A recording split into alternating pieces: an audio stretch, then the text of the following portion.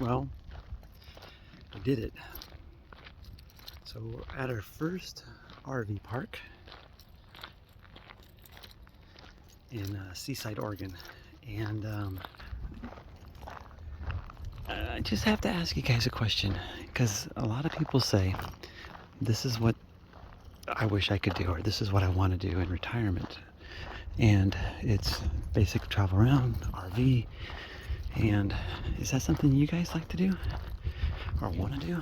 Is that on your list? Is that on your spouse's list? And so it was a little nerve-wracking today. It was like our first, like I said, our first trip. We brought the trailer home last week, packed it up, then we took it back in for a little warranty look over, and had the trailer sprayed down, underbelly coated, and here we are. And so we're going to be in Seaside, Oregon. It's the end of the year. It's getting colder here in Oregon. On the coast, it's going to be like in the 70s or low 70s, high 60s, and it's going to be like that. We're going to go from here down to a little town called Alton. It's in the middle of nowhere. And then we're going to go to Florence, Oregon. And the weather should be about the same. And we might, after that, decide to go near a lake or reservoir and do some kayaking. This is us.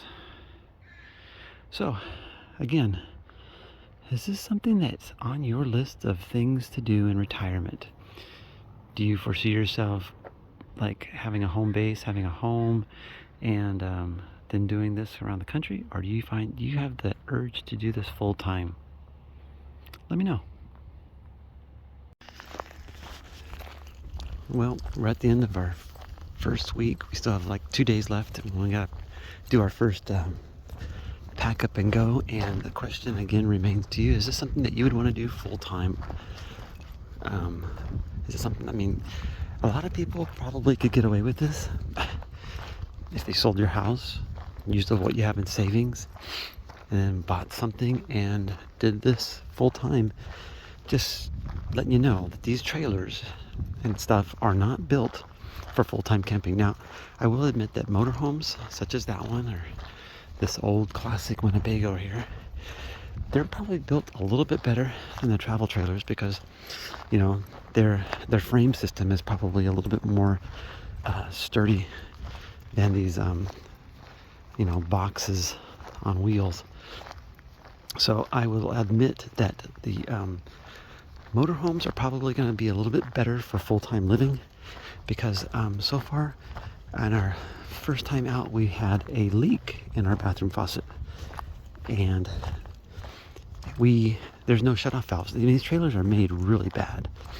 They're just thrown together. Poor craftsmanship, poor engineering from, I'll say it, from like Forest River, who makes a lot of brands, but there are no shut-off valves for our shower, bathroom, or sink, kitchen sink. So the whole lines get pressurized when you turn them on at the faucet outside.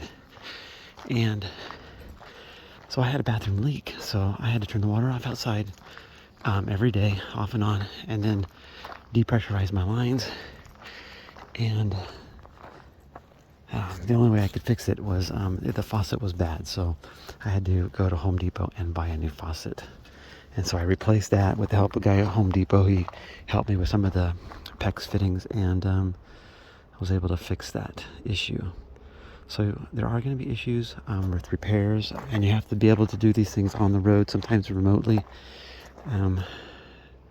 So now I should have picked up a couple more fittings, because if I ever have this issue somewhere else, and I'm out somewhere else that's not close, at least I'll have the parts.